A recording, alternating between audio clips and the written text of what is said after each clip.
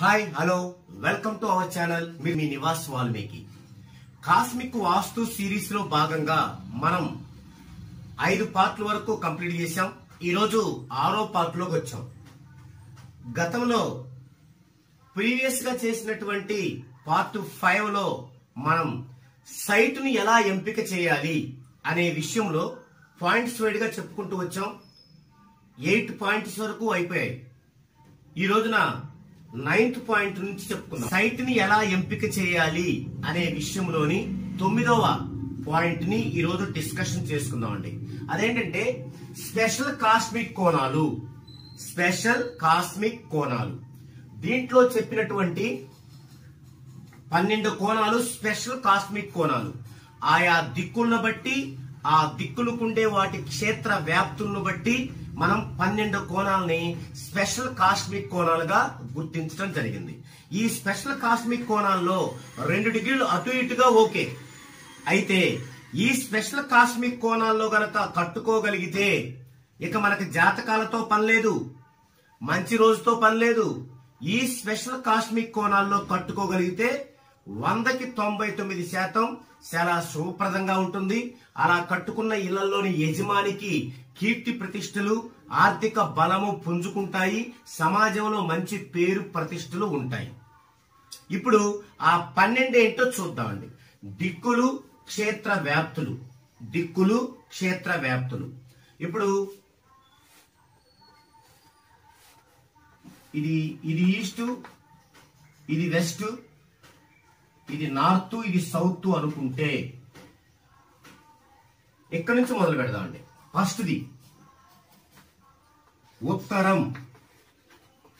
ఉత్తరం దీని యొక్క క్షేత్ర వ్యాప్తి కాస్మిక్ కోణంలో ఎక్కడి నుంచి స్టార్ట్ అవుతుందంటే 337.5 డిగ్రీస్ నుంచి 22.5 డిగ్రీల వరకు ఉంటుంది. ఉత్తరం యొక్క క్షేత్ర వ్యాప్తి. ఈ క్షేత్ర వ్యాప్తి 337.5 నుంచి 22.5 వరకు. నెక్స్ట్ ఉత్తరం తర్వాత ఏంటి? ఇది అంటే ఇటు ఉత్తర ఈశాన్యం. ఇది ఈశాన్యం అవుతుంది, ఇది ఆగ్నేయం అవుతుంది, ఇది నైరుతి అవుతుంది, ఇది వాయువ్యం అవుతుంది. ఇప్పుడు ఉత్తర ఈశాన్యం. ఉత్తర ఈశాన్యం ఇది 22.5 డిగ్రీల నుంచి 45 డిగ్రీల వరకు వ్యాపించి ఉంటుంది. నెక్స్ట్ మూడోది ఇటు తూర్పు ఈశాన్యం. తూర్పు ఈశాన్యం 45 డిగ్రీల నుంచి 67.5 డిగ్రీల వరకు వ్యాపించి ఉంటుంది. సో ఇక్కడ 3 అయిపోయాయి. ఇప్పుడు ఈస్ట్ తూర్పు. తూర్పు 67.5 డిగ్రీల నుంచి 112.5 డిగ్రీల వరకు వ్యాపించి ఉంటుంది తూర్పు. ఇటు తూర్పు ఆగ్నేయం. తూర్పు ఆగ్నేయం 112.5 డిగ్రీల నుంచి 135 డిగ్రీల వరకు వ్యాపించి ఉంటుంది. ఇక తూర్పు ఆగ్నేయం అయిపోయినాక దక్షిణ ఆగ్నేయం. దక్షిణ ఆగ్నేయం 135 డిగ్రీల నుండి 157.5 డిగ్రీల వరకు ఉంటుంది. నెక్స్ట్ దక్షిణం.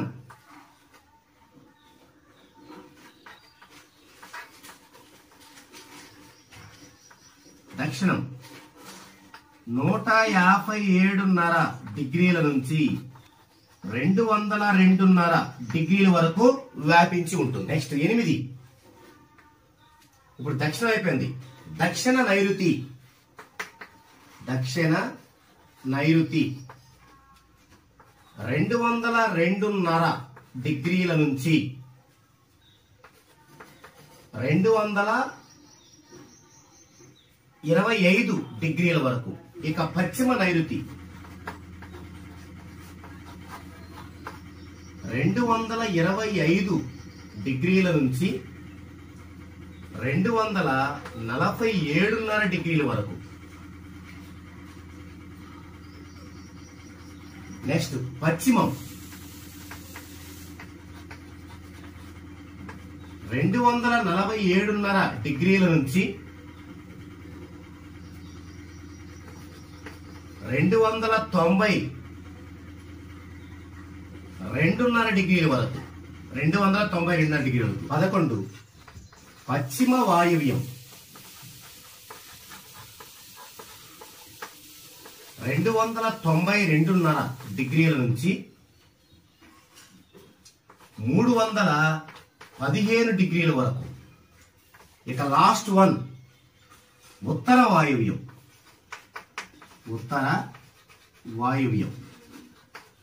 315 డిగ్రీల నుంచి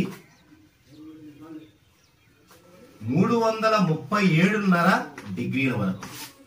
ఇవి ఈ 12 స్పెషల్ కాస్మిక్ కోణాలు. ఈ 12ని స్పెషల్ కాస్మిక్ కోణాలు అంటారు. ఈ కోణాలకి 1-2 డిగ్రీలు అటు ఇటుగా నో ప్రాబ్లం. ఈ కోణంలో గనక మనం గృహాన్ని నిర్మించుకోగలిగితే ఎలాంటి జాతకాలు చూడాల్సిన అవసరం లేదు, ఎలాంటి పేర్లు చూడాల్సిన అవసరం లేదు. హ్యాపీగా వాళ్ళ యొక్క కీర్తి ప్రతిష్టకి ఎలాంటి భంగం ఉండదు. బాగా సమాజంలో మంచి పరపతి, ఆర్థికంగా బలం పుంజుకోవటం, ఫ్యామిలీ పరంగా మెంటల్ గా మానసికంగా బాగా సుఖ సంతోషాలతో ఉండటం అనేది కరెక్ట్ గా జరుగుతుంది. ఇవి స్పెషల్ కాస్మిక్ కోణాలు. ఇక 10వ పాయింట్ ఏంటంటే ఎవరికి ఏ దిశలో సింహద్వారం ఉండాలి అనేది మనం ముందుగానే నిర్ణయించుకోవాలి సైంటిఫిక్ గా. అలా నిర్ణయించుకున్నప్పుడు అంటే సైట్ ఎంపిక చేసుకోవడానికి ముందుగానే మనం నిర్ణయించుకోవాలి. అలా నిర్ణయించుకుంటే దానికి అనుకూలమైనటువంటి సైట్ ని తీసుకోవడం జరిగింది. కాబట్టి ఫ్లాట్ లేదా సైట్ కొనడానికి ముందే ఎవరికి ఆ యజమాని ఎవరు, అతనికి ఏ సింహద్వారం సూట్ అవుతుంది అనేది సైంటిఫిక్ గా తెలుసుకుంటే మనకి బాగా హెల్ప్ అవుతుంది. నెక్స్ట్ 11వ పాయింట్ ఏంటంటే ఈశాన్యం పెరగటం అవసరమే, కానీ ఎంత పెరగాలి అనే దానిలో చాలా నిర్దిష్టమైనటువంటి విధానం ఉంది. దాన్ని మనం ముందు ముందు పరిచయం చేస్తాను. అయితే ఈశాన్యం పెరగటం, ఇప్పుడు ఇది హౌస్, ఇది గృహం, ఇది ఈశాన్యం. ఈ ఈశాన్యం పెరగటం ఓకే. అయితే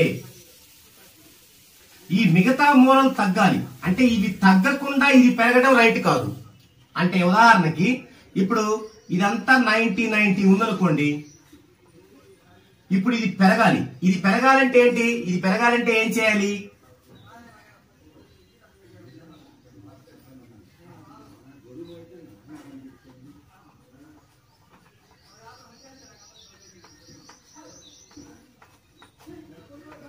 ఇలా పెరగాలి, ఇలా పెరగాలి. అంతేకాని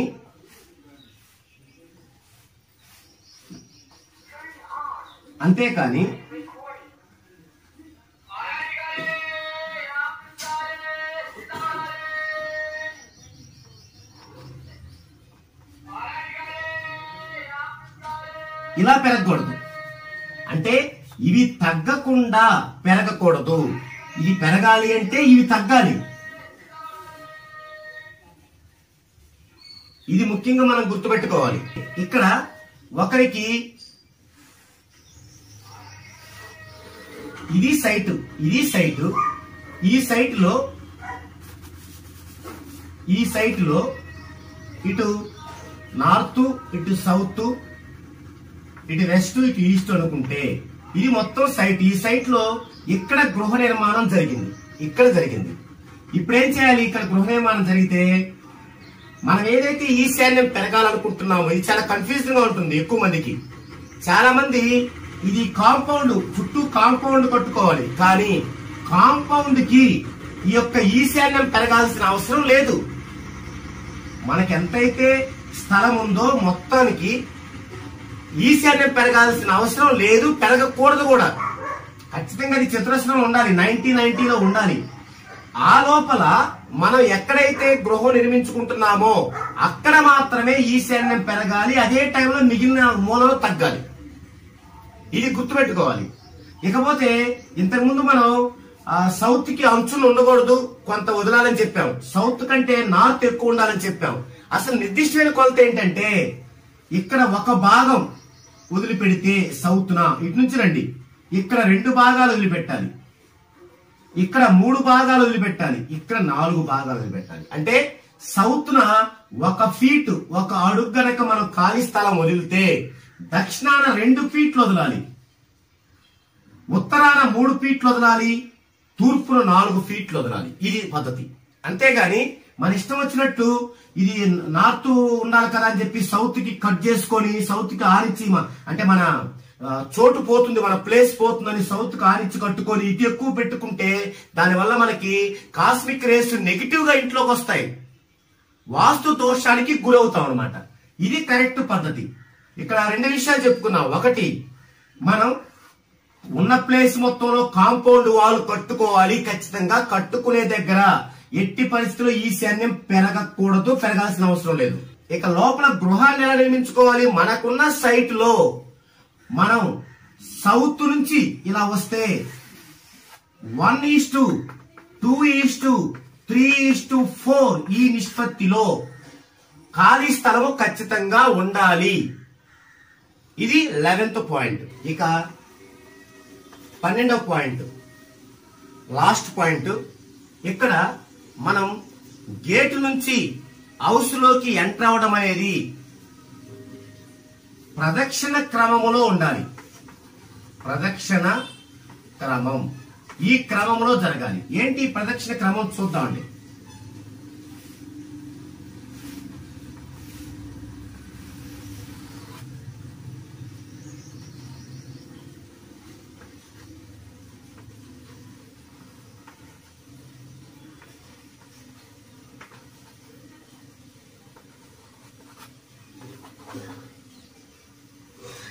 ప్రదక్షిణ క్రమం అంటే ఉత్తరం నుండి ఈశాన్యం, ఈశాన్యం నుండి తూర్పు, తూర్పు నుండి ఆగ్నేయం, ఆగ్నేయం నుండి దక్షిణం, దక్షిణం నుండి నైరుతి, నైరుతి నుండి పశ్చిమం, పశ్చిమం నుండి వాయువ్యం, వాయువ్యం నుండి నైరుతి. ఇది ప్రదక్షిణ క్రమం.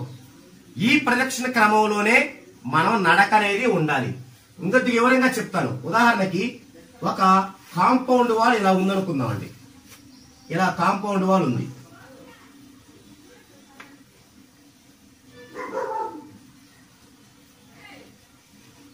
ఇది కాంపౌండ్ వాల్.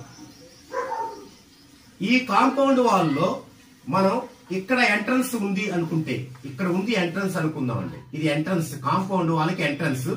ఇది ఈస్ట్, తూర్పు ఈశాన్యంలో ఉంది. తూర్పు ఈశాన్యంలో ఉంది అంటే తూర్పు ఈశాన్యం అంటే ఇది ఇక్కడ ఉంది. తూర్పు ఈశాన్యంలో ఉందంటే ఇక్కడ ఉంది. ఇప్పుడు లోపల హౌస్ ఎలా ఉండాలి? లోపల హౌస్ నిర్మించుకున్నాం ఇట్లా. మరి ఇది తూర్పు ఈశాన్యం కాబట్టి 1:2:3:4 లో ఖచ్చితంగా మనం ప్లేస్ వదులుకోవాలి. అలా వదులుకున్నప్పుడు ఇప్పుడు ఎటు ప్రయాణించాలి మనం అంటే తూర్పు ఈశాన్యం నుంచి తూర్పుకు ప్రయాణించాలి. మనం తూర్పు ఈశాన్యం నుంచి తూర్పుకు ప్రయాణించాలి. అంటే ఏంటి? ఈ తూర్పు ఈశాన్యం ఇది తూర్పు అంటే ఇటు నుంచి ఇటు వెళ్ళాలి. అంటే హౌస్ కి ఎంట్రన్స్ ఇక్కడ ఉండాలి, అంతేగాని ఇక్కడ ఉండకూడదు.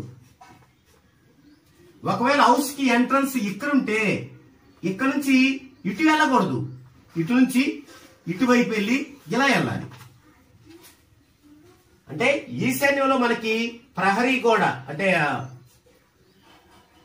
కాంపౌండ్ వాళ్ళకి ఈశాన్యంలో గేట్ ఉన్నప్పుడు మన హౌస్ యొక్క ఎంట్రన్స్ నార్త్ వైపు అంటే నార్త్ ఈశాన్యం లేదా నార్త్ వైపు ఉన్నప్పుడు మనం డైరెక్ట్ గా ఈశాన్యం నుంచి ఇటు వెళ్ళకూడదు, అంటే ఇలా వెళ్ళకూడదు.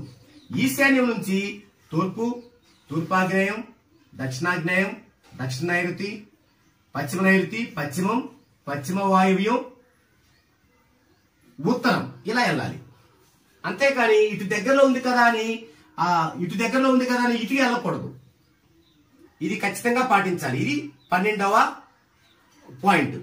సో మామూలుగా మనం సైట్ ని ఎంపిక చేసే జాగ్రత్తలతో పాటు ఈ 12 జాగ్రత్తలు కూడా తీసుకున్నట్లయితే ఇక కాస్మిక్ వాస్తు అనేది ఫుల్ పాజిటివ్ గా మీ గృహంలో ఖచ్చితంగా ఉంటుంది. ఇక ఇంకొక అతి ముఖ్యమైన విషయం ఏంటంటే, ఇప్పుడు ఇది హౌస్ అనుకోండి, గృహం ఇటువైపు దక్షిణం అనుకోండి, సౌత్.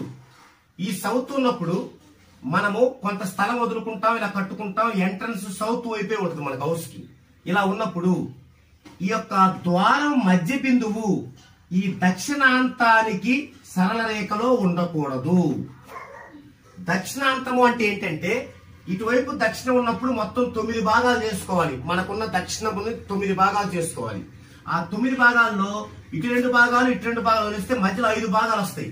ఈ 5 భాగాలు 1 2 3 4 5. ఈ 5వ భాగం చివరని దక్షిణ అంతం అంటారు. అంటే దక్షిణ రేఖ ముగుస్తుంది అక్కడికి, అది అంతం. ఈ దక్షిణ అంతానికి ఎదురుగా మన యొక్క ఎంట్రన్స్ ద్వారం మధ్య బిందు వెళ్ళకూడదు. అలా వెళ్తే పూర్తి దురదృష్టం ఆ గృహానికి. అలా వెళ్తే పూర్తి దురదృష్టం అవుతుంది అతని జీవితం, ఆ గృహంలో ఉండే వ్యక్తుల జీవితం. ఇది కూడా చాలా కేర్ఫుల్ గా తీసుకోవాలి. ఓకే, ఇది ఈ వీడియోలో కంటెంట్.